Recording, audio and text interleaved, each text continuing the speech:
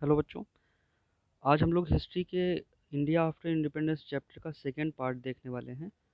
First part में हम लोगों ने देखा था कि किस तरह इंडिया का फॉर्मेशन हुआ, यानी कि जब इंडिया आज़ाद हुआ तो उसने अपना कॉन्स्टिट्यूशन बनाया।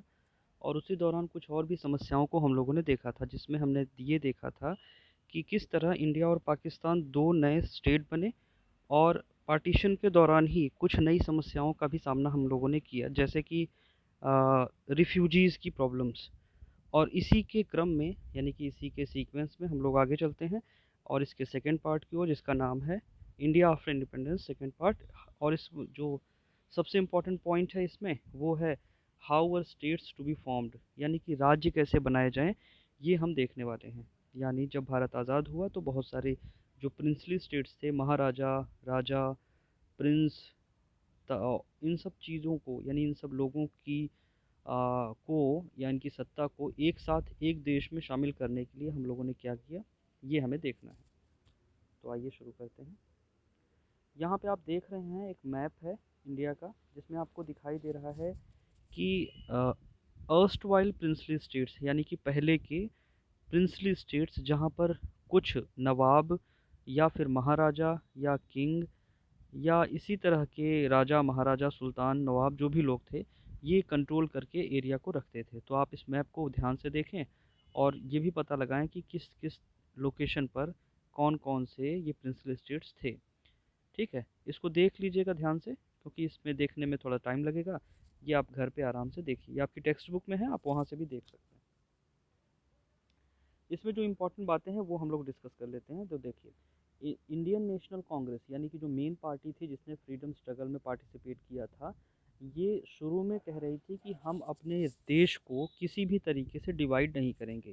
ठीक है, स्पेशली हम लिंग्विस्टिक ग्रुप नहीं बनाने देंगे, यानी कि लैंग्वेज के आधार पर अगर कोई ग्रुपिंग करता है तो हम उसको एक्सेप्ट नहीं करेंगे। और लैंग्वेज के आधार पर किसी प्रोविंस या स्टेट को भी हम नहीं बनाएंगे। लेकिन फाइनली होता क्या है कि एक इम्पॉर्टेंट पर्सन का नाम आता है यहाँ पे, और आप उसमें हाइलाइटेड एरिया में देख सकते हैं पोटी श्री रामुलु। ये पर्सन जो थे, ये गांधी जी के फॉलोअर्स थे। इन्होंने ये कहा कि जो चेन्नई, आज का चेन्नई है, उस समय मद्रास प्रेसिडेंसी हुआ करता था। तो मद्रास प्रेसिडेंसी में आंध्र प्रदेश भी शामिल था, यानी आज का तेलंगाना, आंध्र प्रदेश और तमिलनाडु, ये सब मिलाकर एक मद्रास प्रेसिडेंसी हुआ करते थे। तो पोटी श्री रामुलु का ये कहना था कि चूंकि आंध्र प्रदेश में लोग दूसरी लैंग्वेज बोलते हैं तेलुगु, और तमिलनाडु के लोग तमिल लैंग्वेज बोलते हैं, इन दोनों लैंग्वेजेस में प्रॉब्लम्स हैं, या यूं कहें कि दोनों लैंग्वेज अलग हैं, प्रॉब्लम तो नहीं कहेंगे, अलग हैं, डिफरेंट हैं। इसलिए लैंग्वेज के आधार पर एक नया स्टेट बनाना चाहिए, जिसका नाम होना चाहिए तेलुगु भाषी प्रदेश, या फिर उसको हम आंध्र प्रदेश बोल सकते हैं। तो इन्होंने हंगर स्ट्राइक शुरू की, यानी भूख हड़ताल शुरू की, और फाइनली कई दिनों तक की भूख हड़ताल के बाद इनकी डेथ हो गई। ठीक, यहाँ पे लिखा है 58 डेज इनटू हिज फास्ट पोटी श्रीरामुलु डाइड, यानी लगभग 2 महीने तक इन्होंने हंगर स्ट्राइक की, बिना खाए पिए हड़ताल करते रहे कि इनके इस जो तेलुगु लैंग्वेज स्पीकिंग पीपल हैं उनके बेस पर उनका एक नया आंध्र प्रदेश बनाया जाए। लेकिन गवर्नमेंट ऑफ इंडिया ने इनकी बातों को नहीं सुना और इन्होंने अपने प्राण त्याग दिए। अब रिज़ल्ट ये रहा कि जैसे ही ये इवेंट हुआ तो हज़ारों लाखों लोग, आंध्र प्रदेश के लोग सड़कों पर आ गए और वो गवर्नमेंट का अपोज़ करने लगे। इसलिए फिर गवर्नमेंट ने क्या किया कि इनकी बातों को ध्यान में रखा और एक कमिटी बनाई और फाइनली आंध्र प्रदेश को बना दिया, यानी कि इनकी बातें पूरी हुई, लेकिन आफ्टर डेथ। ठीक, ये हैं पोटी श्री रामुलु, गांधी जी के फॉलोअर्स, जिन्होंने फास्ट किया था और ये इनकी डेथ भी हो गई थी। यही हैं पोटी श्री रामुलु जी। ठीक है, और जब ये इन्होंने ये सब कुछ किया, इसके बाद आप देखेंगे कि भारत में नए नए तरीके से लोगों ने अपोज करना शुरू किया और अलग अलग लैंग्वेजेस के बेस पर उन्होंने अलग अलग स्टेट को फॉर्म करने की कोशिश की। इसी के सीक्वेंस में आप देखोगे कि कई कई सारे स्टेट्स बन गए लैंग्वेज के बेस पे, जैसे कि पंजाब, हरियाणा दोनों अलग हो गए। हरियाणा में पंजाबी नहीं बोली जाती और पंजाब के लोग सिर्फ पंजाबी बोलते हैं, जबकि हरियाणा के लोग हरियाणवी लैंग्वेज बोलते हैं। तो यहाँ पे सेपरेशन हुआ। इसी तरह गुजरात और महाराष्ट्र दोनों अलग हो गए। इसी तरह के कई सारे स्टेट्स एक दूसरे से अलग होने लगे और बेस यही था लैंग्वेज। अब इसके बाद का जो एक इम्पॉर्टेंट टॉपिक है आपके चैप्टर में वो है प्लानिंग फॉर डेवलपमेंट। जब इंडिया की फ्रीडम मिली तो उसके बाद गवर्नमेंट ऑफ इंडिया ने ये सोचा कि हम एक प्लानिंग कमीशन बनाएंगे और ये हर 5 ईयर प्लान बना के चलेगा, यानी 5 साल के लिए एक प्लान बनाएगा और उस प्लान में सारी कुछ बातें होंगी कि हम कहाँ कहाँ पर डिस्कशन करें, कहाँ कहाँ पर हम फंड रखें, किस किस सेक्टर को ज़्यादा फोकस करें, कहाँ पर ज़्यादा डिटेल में जाएं, कहाँ पर कम जाएं, यानी कि जिस भी सेक्टर को फोकस करना हो वहाँ पर हम ज़्यादा अच्छे से दिमाग लगाएं, ध्यान लगाएं। तो प्लानिंग कमीशन बनाया गया 1950 में। ठीक है, शुरू में यहाँ पर हम लोगों ने मिक्स्ड इकोनॉमी को फॉलो किया।